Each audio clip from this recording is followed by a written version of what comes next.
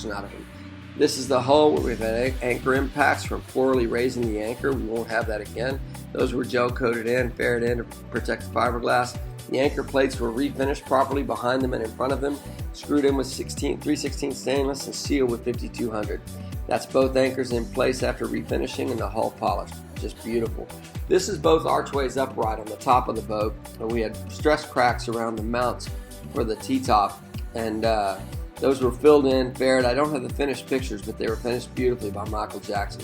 All ground back from the cracks and filled in. This is the handrail where the damage was on the starboard side.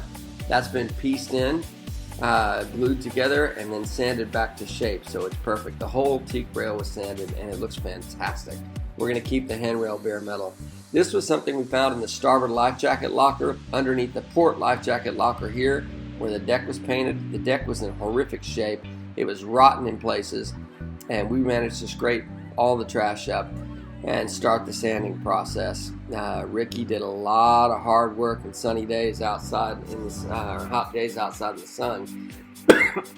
Excuse me. To bring the teak back to a really pretty look. We lost a lot of the teak lines. You'll see some of the caulk lines disappeared. We'll add them back over time. And that was not a good picture of what's underneath the helm. It looks a lot better. But slowly but surely, he got a good portion of the top deck done, but it was very slow. It took him over 2 weeks to do it. We ended up bringing a crew in for $4,000 with the heavy equipment that polished or sanded all the teak. That's the bow locker. We removed the seal around it, added a new seal, repainted it.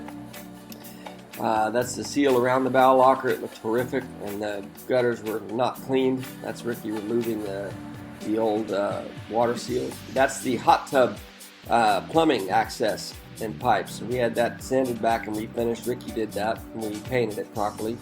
This is how the seal looked around that door hatch or that floor hatch, and that's how it looked before we painted it. Cleaned it, ready to go. This is the fire suppression system in the garage. All the valves were sanded, primed, and taped off and painted to finish so that they look properly yachty. We still need to touch up with some red paint. These are the outlets on the bar, port side. They were well tossed and corroded. They were all done. So were the plugs themselves. And these are the new outlet covers, new plugs, Vimar switches, and this is the hot tub faucet, which was corroded beyond repair. That's the new faucet, new shower head for the hot tub. Makes it look brand new. That's the bar with the old lights you see, accent lights in the top. These are the new accent lights. The old lights didn't work. They were well corroded inside and out. The new lights were added in. We still have to polish the fiberglass around them, but the lights themselves are fantastic and work beautifully. This is the Flybridge, brand new helm station with old, just beat up and sun-worn instruments and holes for instruments that didn't need to be there. We had that glassed over and polished. Took the instruments out. We have a new compass if we want to add it. That's a Cat 5 cable next to the helm station. Didn't need to be there. We took that out, filled the hole, and polished it. That's the antenna mounts on top. The spring and catches were corroded beyond repair, so we put new antenna mounts in on both sides. That is the life jacket cover that was rotten on the inside. We had that glassed in and refilled so that it looks new again. It works properly again. This is the forward crew bathroom wall, completely rotten, and we had to pull all that out, all the old wall and the floor next to it, and build new wall out of PVC so it will never rot again. Both walls have been PVC'd, caulked in, and need a little bit of finishing and paint. That's it.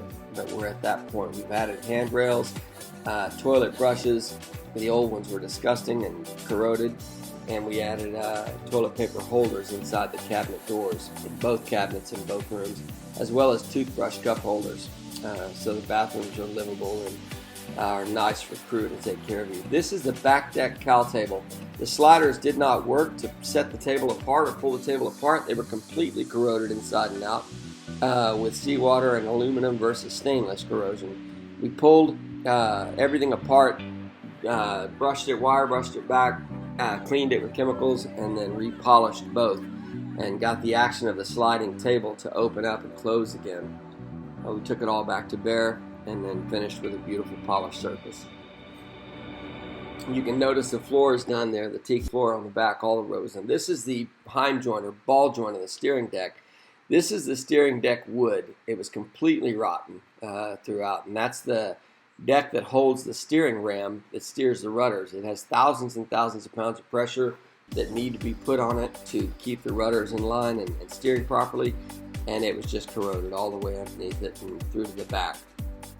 So we had to cut the steering deck out. First we had to remove the steering ram. It was well corroded and leaking. It needed to be replaced. This is the guys underneath the steering deck dropping the rudder to do that.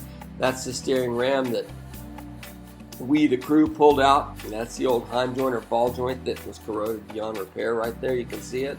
It had to be hammered off the pin. That was very hard to remove. Then we took it to Hydraulic Supply, had the ram rebuilt, and it's coming in today.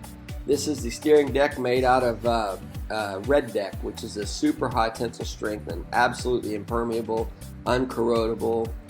You can't destroy it. It's a bulletproof deck for our new steering ram to be mounted on. It was fiberglassed in place, and now that deck will last longer than the boat. So that's the only thing you put the steering decks back with. Anyway, that's the glass over. You can see the gears for the wave runner cradle. And that's when they were glassing it in. That's the glass mat before they rolled it. These are 3 light switch relays.